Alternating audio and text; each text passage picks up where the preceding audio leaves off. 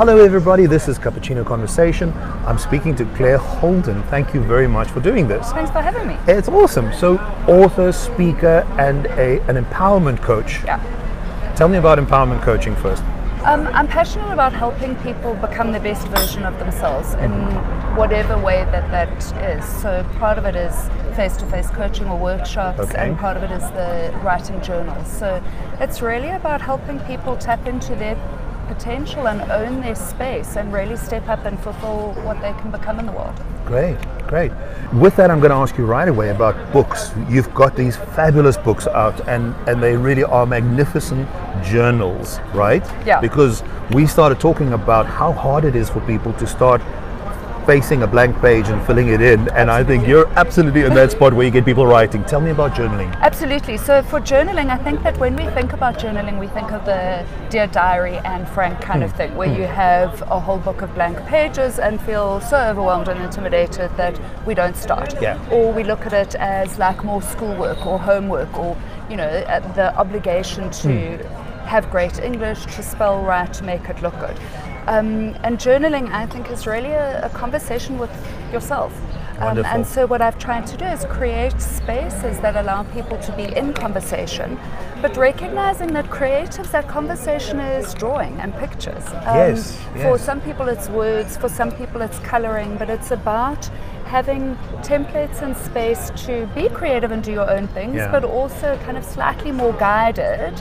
Being cued, right? There's sections that just absolutely. cue you, and then you can start doing your own thinking and filling it in. It's fantastic. And it's about a space to be in conversation with yourself. You know, if you're only getting to know yourself and thinking things through in your head, it's very easy to be distracted.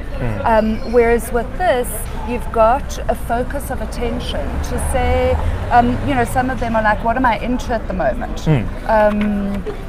There's a thing here that's like a snapshot. What am I doing right now? This idea that changes year on year. What you're watching now is going to be different tomorrow.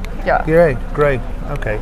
And also, I mean, something I'm going to come back to, because you've got what you call a grown-up version and a young version, and I really think that the young version is there. That's what I connect with. But so I'm going to ask you, Claire, you spoke about color and coloring in and how important that is, because sometimes we can put concepts into drawings as well, right? And especially children or people who aren't wordy. So if we're great at language, if we're great at English, if we love words, it becomes easier to write, although we can get kind of sidetracked by the nuances of language. But I've seen people who want to get their feelings onto paper, but they don't have the language. And being able to draw allows us to process our feelings, to reflect ourselves in ways that connect with each of us and where our strengths are, and tap into our creativity. And very often people can draw big feelings in ways that they can't articulate them. And also just the coloring is part of mindfulness, but allows us to be doing something while our mind is mulling over things. What's been amazing is how many grade 7 boys love the coloring. I was asked to put more coloring in this version of the journal. Awesome. Because that's what they do when they need to slow themselves down. So they feel like they're doing something, but it's a way of managing those big feelings and just kind of taking a step back with them. Amazing. Now I do want to ask you about your process, because your books are very beautiful and very visual. So obviously the visual and the layout and so is so very important to part of what you're communicating and working with your readers. Do you want to talk a little bit about your process? Yeah, I think it's always a tricky one, So for me, because you can see in this one particularly, because I work in spreads, a lot of my process is saying, what size is it going to be to start with, and what do my spreads look like? And it's extraordinary, and even whether we do it what kind of binding you use, because that will impact how a book will open.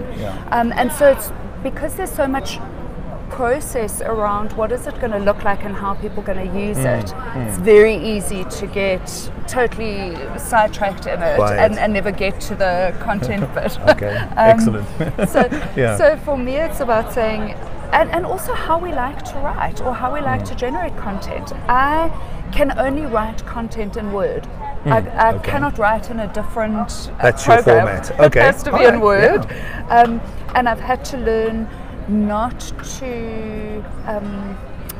to care about the font or the format or no formatting. Yeah. Just get your words. So you have to be down. in a mode. You're in writing mode, then later formatting, and then add images and so on. So I think it's almost, I've got a client, we call it Hamburger time.